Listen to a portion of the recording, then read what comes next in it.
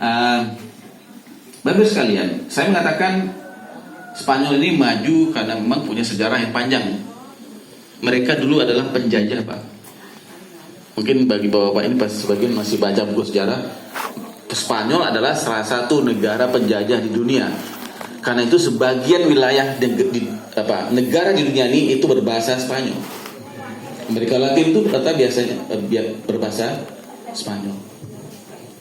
Tapi saya mengatakan mereka itu membangun Eropa membangun peradabannya tidak dalam satu malam, tapi ratusan tahun. Tapi Bapak Ibu sekalian, dalam sejarah sebelum munculnya peradaban Eropa yang maju itu, sebetulnya ada peradaban yang lebih dulu maju, yaitu peradaban Islam.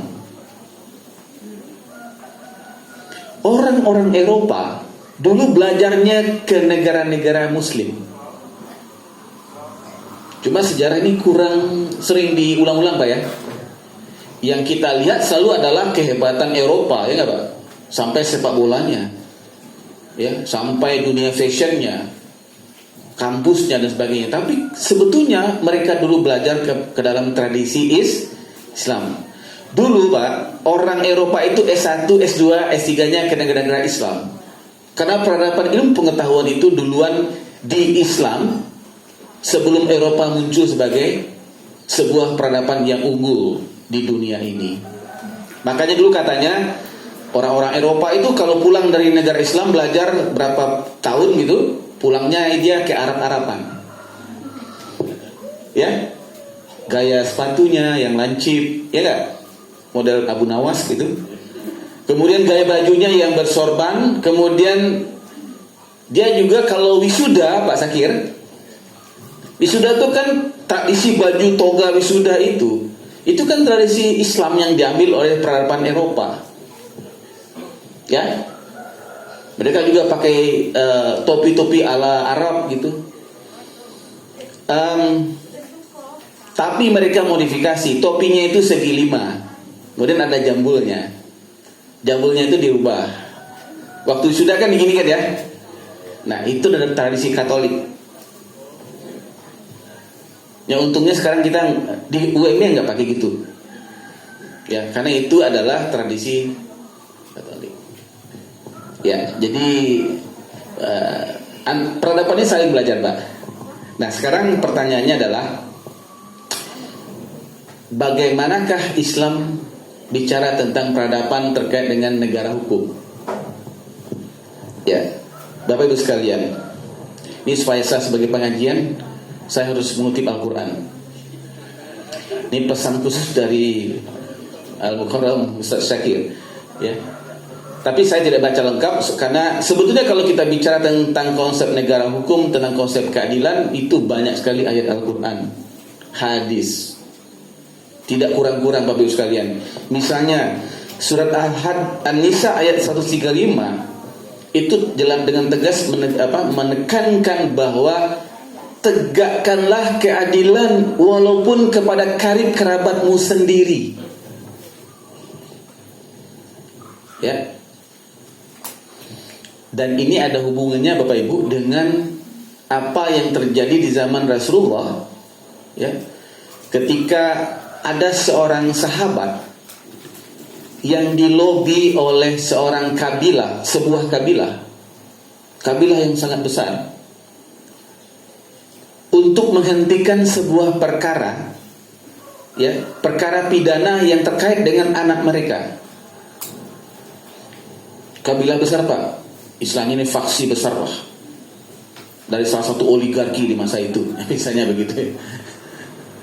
Jadi mereka rapat, ya, faksi atau kabilah ini rapat, gimana caranya ya supaya perkara ini tidak diteruskan, karena itu memalukan keluarga, memalukan kabilah. Orang Arab kan begitu ya, memalukan suku kalau di Minang, memalukan marga dan memalukan terah kalau kita.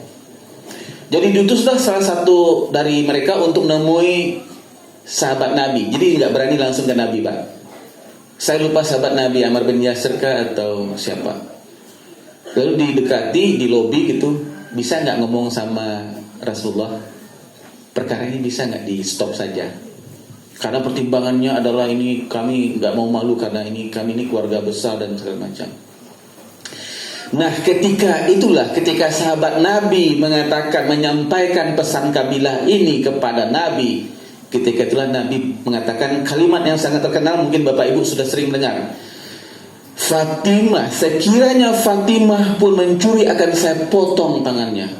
Itu Nabi bicaranya dengan bukan nada datar, Pak, dengan nada marah, muka merah. Artinya Nabi sangat kecewa dengan sahabat ini. Kok bisa-bisanya ngomong gitu ke Nabi? Harusnya sebagai sahabat itu membentengi Nabi. Jangan buka jalan untuk orang melobi Nabi, ya enggak? Untuk membelokkan hukum. Nah, jadi hakim yang baik itu dia menutup jalan supaya tidak ada orang yang datang ke dia untuk membelokkan hukum. Ini sejarah ini bisa kita baca dalam konteks negara hukum. Para pemimpin-pemimpin di dalam Islam, nanti kita bicara khalifah juga. Para nabi itu menutup pintu-pintu yang memungkinkan orang untuk mendekati supaya hukum itu dibelokkan. Jangan sampai gara-gara ini anak sebuah kabilah yang besar, istilahnya anak orang kaya, ya enggak, yang bisa bayar berapa saja. Kan kalau di stop pasti ada udang di balik batunya, ya enggak Bapak Ibu? Kalau ini di stop, nanti kami akan bangun pesantren kopi ngaji, ya kan? Karena masih banyak tempat yang belum dibeli, ya kan? Sawahnya masih luas misalnya. Tenang Pak Syakir.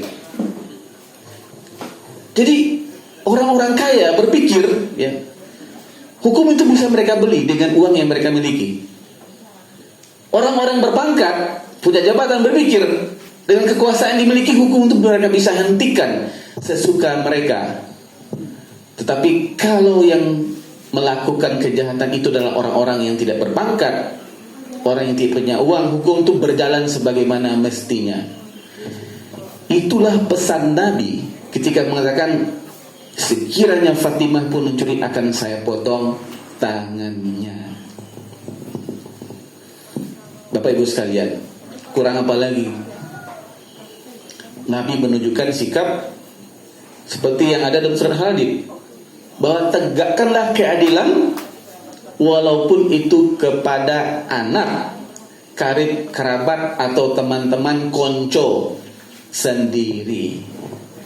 Bukan sebaliknya, justru malah memproteksi, membelokkan hukum untuk kepentingan keluarga, saudara, dan pertemanan. Ya, kalau anak jangan terlalu keras ngomongnya, nanti ada yang tersinggung. Untung fotonya nggak ada di sini. Bapak sekalian, di dalam surat Al-Hadid juga ditegaskan, ini sambil kita nanti detailnya tanya Pak Syakir, jangan tanya saya. Detailnya tanya Pak Syakir. Di dalam surat Al-Hadid ayat 25 itu disebutkan bahwa ternyata para rasul, para nabi itu diutus oleh Allah kepada manusia itu untuk mengajarkan yang namanya keadilan, Pak. Saya merenung, berarti Rasulullah itu dulu rangkap jabatan sebagai dekan fakultas hukum atau dekan fakultas syariah kalau di FAI, ya, seperti Ustaz Syakir itu. Nah, saya bertanya, kenapa sampai Nabi untuk mengajarkan keadilan itu saja sampai diutus seorang rasul? Berarti keadilan itu adalah urusan yang sangat serius. Dan kita bisa melihat, kalau hari ini orang ribut, ya, memang ternyata saya sudah praktek hukum itu sejak tahun 97, jadi advokat. Jadi saya memang merasakan bahwa ternyata ilmu hukum itu memang mudah dipelajari di kelas, tapi tidak mudah dipraktekkan dalam dunia praktek di pengadilan. Ya, sangat tergantung hakimnya. Sangat tergantung hakimnya, Bapak. Kalau hakimnya betul-betul hakim, insya Allah hukum itu akan adil. Tapi kalau hakimnya yang versi kedua, hubungi aku kalau ingin menang, maka hukum itu akan menjadi berbelok-belok. Hukum yang harusnya logis menjadi tidak logis. Hukum yang harusnya lurus menjadi bengkok. Hukum yang harusnya setara menjadi tebang pilih. Pilih-pilih lalu ditebang. Nah, itu yang terjadi dalam banyak kasus. Jadi ini sudah sah ya Pak Syakir ya? Saya sudah menyebutkan dua ayat Al-Quran. Tapi lebih afdal lagi kalau ada hadisnya. Nah, beliau ahli hadis. Bapak Ibu sekalian, ini menunjukkan bahwa ajaran Islam itu banyak sekali bercerita tentang konsep negara hukum, konsep keadilan. Suatu hari Nabi sedang diskusi dengan para sahabat seperti ini. Nabi nanya, diskusi kopi ngaji pagi. Nabi bertanya pada sahabat, bro katanya, kalau bahasa anak sekarang, ya para sahabat, tahu nggak kamu orang yang bangkrut nanti di akhirat? Ini hadisnya sangat terkenal Ustaz. Tahu nggak kamu besok orang yang bangkrut di akhirat? Ya para sahabat menjawab dengan santai. Ya Rasulullah, mungkin orang yang tidak punya uang nanti di akhirat, nggak ada hartanya. Tidak. Nah, yang lain mengatakan bahwa orang yang rugi dalam perdagangannya. Jawab Nabi, tidak. Dan Nabi menunjukkan bahwa orang yang rugi di akhirat adalah orang yang banyak ibadahnya, ya, zakatnya, sholatnya bagus, puasanya bagus, tapi dia suka menzalimi orang lain, suka mengambil hak orang lain, ya. Mungkin sekarang suka membuli orang lain, ya, menganiaya orang lain. Kalau disingkatkan itu adalah orang yang menzalimi orang lain. Kalau menzalimi diri sendiri itu urusan sendiri, tapi kalau menzalimi orang, wah itu berbahaya Bapak Ibu. Karena itulah kalau orang semakin besar kekuasaannya, dia seperti pisau bermata dua. Dia bisa berbuat kebaikan lebih masif, tapi pada saat yang sama dia bisa juga menzalimi orang lebih banyak. Makanya zaman dulu ada seorang sultan yang mengundurkan diri jadi sultan gara-gara dia takut menzalimi orang lain. Itu ada di bukunya Etika Kekuasaan. Judulnya Etika Kekuasaan karangan Al-Ghazali. Monggo Bapak Ibu, gak usah takut baca bukunya, tipis kok, gak tebal.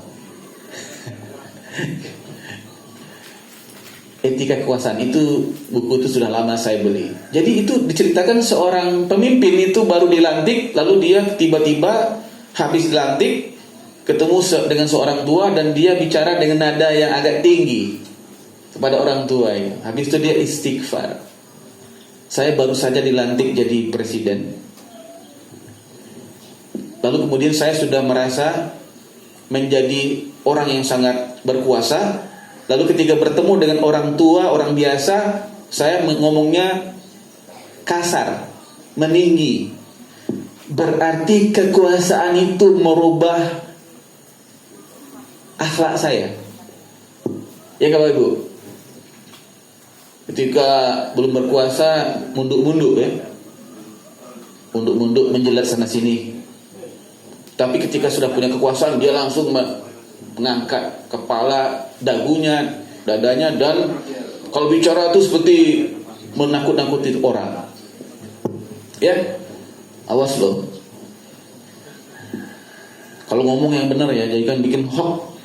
Wah, kalau yang ngomong itu saya nggak ada pengaruhnya, nggak ngancam. Tapi kalau yang ngomong itu menteri, ngomong itu Kapolri, kan orang jadi takut. Jadi ini penyakit kekuasaan Bapak. Jadi yang mau jadi caleg, nyalon wali kota, bupati, apalagi presiden, Mungkin bagus membaca buku Etika Kekuasaan itu supaya bisa merem, ya Bapak Ibu sekalian.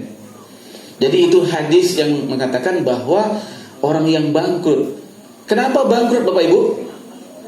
Karena walaupun dia banyak ibadahnya, sholatnya rajin, puasanya rajin, zakatnya banyak, tiap Sabtu pagi ngaji di kopi ngaji, ya, ini hati-hati Pak kita Pak. Termasuk saya yang ngomongin ini. Ini saling ingatkan saja. Kebetulan saya yang ngomong di sini nih. Tetapi kalau sikap kita, perbuatan kita, apalagi keputusan kita kan ini. Kalau jadi pejabat kan buat keputusan. Makin tinggi jabatan itu makin banyak yang terkena dampak dari kebijakan. Kalau itu menzalimi orang, maka pahala yang tadi kita kumpulkan dari sholat, dari zakat, puasa, ngaji, itu habis dibagikan kepada orang yang kita zalimi. Jadi kalau ibu-ibu punya deposito pahala yang banyak sekarang, udah banyak Bu ya? Insya Allah. Hati-hati, deposito ibu itu bisa langsung ditransfer ke orang lain. Ke siapa? Ke orang yang ibu zalimi. Hati-hati menzalimi orang. Transfer itu nggak perlu persetujuan kita. Kalau transfer bank harus persetujuan kita. Pakai PIN, ya kan? Karena Allah tahu PIN-nya. Langsung Allah yang perintahkan staff itu ditransfer aja itu pahalanya ibu ke si fulanah yang dizalimi. Karena itulah Bapak Ibu, para ulama zaman dulu takut sekali untuk nyalek itu. Takut nyalon jadi bupati, wali kota, presiden. Wah, takut dicalonkan jadi hakim. Ini Ustaz Sakit pasti paham. Di zaman dulu ada ulama yang didatangi oleh timnya khalifah untuk diangkat jadi qadi, hakim. Ini ulama besar. Tapi dia nggak mau. Kenapa? Hakim itu berat. Bahkan di hadis kursi dikatakan 2 di antara 3 hakim itu masuk neraka. Jadi wajar saja itu keputusannya kemarin 5-3. Nggak, ini joke ya, ini joke ya. Ini joke saja, jangan serius. Kata Pak Sakir nggak boleh serius ya. Kok pas?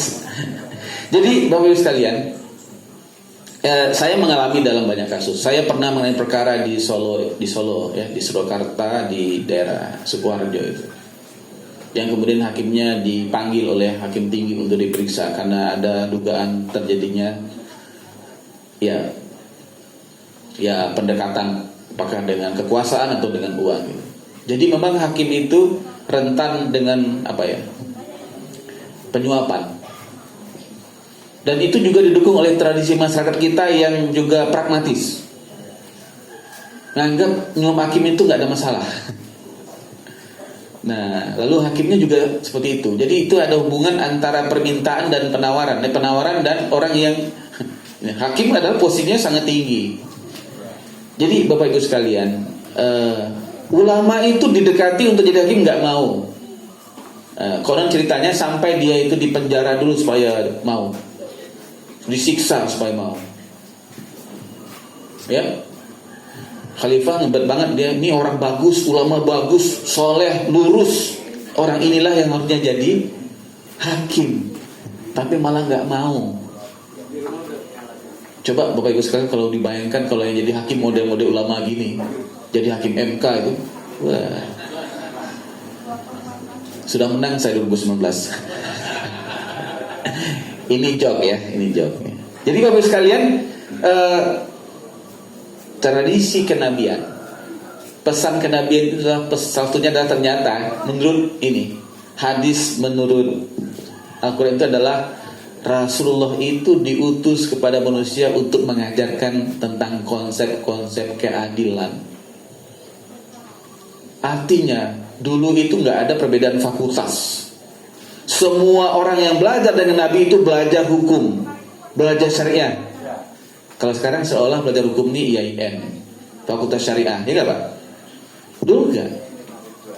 Belajar konstitusi itu seolah itu adalah urusannya Fakultas Hukum. Itu pun jurusan hukum tata negara. Padahal konstitusi itu adalah urusan kita semua sebagai warga negara. Jadi sekarang berapa menit ini? Ternyata baru 10 menit ya. Perasaan saya sudah lama. Sesuai dengan pesan Ustaz Zakir, saya ingin sedikit menjelaskan kepada Bapak Ibu semuanya, supaya ini ada oleh-oleh ya. Walaupun tidak kuliah di Fakultas Hukum, tapi pulangnya bisa dapat sesuatu tentang hukum. Wah, kalau mau lebih dalam masuk Fakultas Hukum UMY. Ya, ini promosi. Tapi di sini saya akan berikan sedikit tentang apa yang dimaksud dengan negara hukum. Menurut the International Commission of Juries, ini pakai bahasa Inggris biar keren. Ya, ini lembaga internasional Bapak Ibu ya. Ada 3 ciri sebuah negara yang disebut sebagai negara hukum. Yang pertama, negara itu harus tunduk kepada hukum, bukan sebaliknya. Ya, bukan sebaliknya, hukum yang tunduk kepada kekuasaan atau negara. Ya. Yang kedua, pemerintah harus menghormati hak-hak warga negara, hak asasi manusia, hak warga negara. Karena sesungguhnya dalam negara demokrasi yang berdaulat itu adalah rakyat, warga negara. Pemimpin itu adalah orang yang beri amanah untuk menolak negara. Bapak Ibu yang kemarin milih presiden, ya, atau yang tidak milih sekalipun, itu menggaji presiden. Terserahlah pasangan milih 01, 02, 03, ya, yang jadi 02, tapi yang memilih 01 dan 03 tetap menggaji presiden, ikut menggaji presiden. Dari mana? Dari pajak. Ustaz Zakir itu kalau dapat honor 15 juta, itu terimanya cuma 12 juta. 3 jutanya diambil oleh negara. Ya, pajak penghasilan. Ya enggak Pak?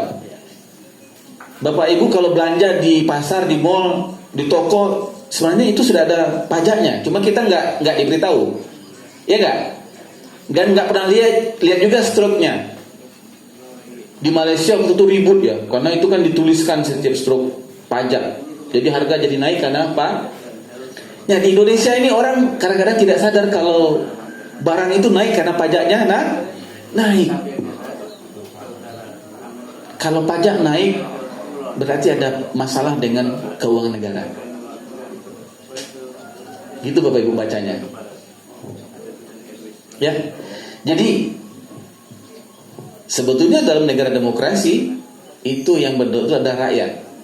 Pemimpin itu hanya diberi amanah, dipilih.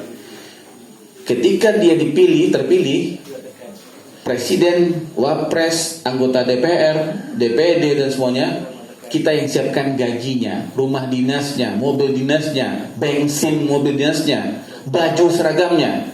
Dari mana? Dari pajak. Presiden, wapres, menteri-menteri, anggota DPR dan seterusnya itu bukan digaji oleh perusahaannya, bukan digaji oleh bapak ibunya, mbahnya, enggak, tapi dari pajak yang dikumpulkan sedikit-sedikit dari rakyat.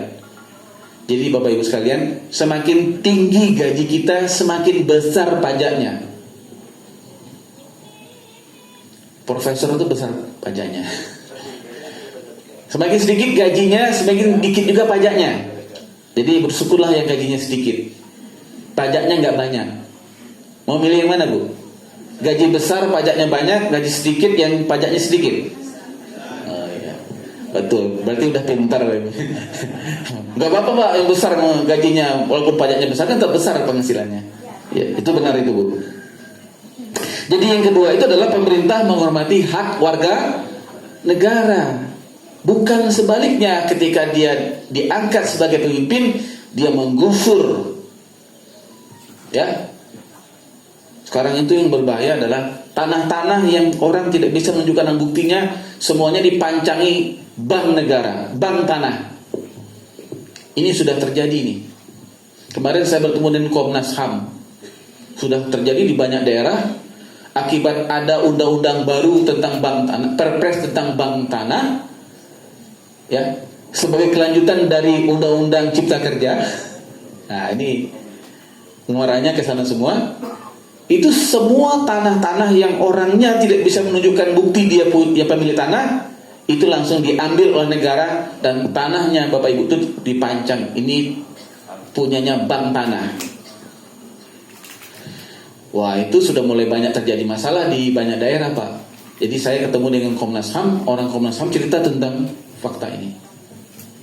Jadi seharusnya yang dilakukan oleh negara itu bukan mengambil tanah rakyat, justru malah memberi rakyat yang tidak punya tanah. Ya enggak? Terbalik logikanya. Jadi negara lama-lama menjadi makhluk yang terpisah dengan rakyat, ya enggak? Padahal sebetulnya negara yang diwakili oleh pemerintah itu adalah orang yang kita pilih untuk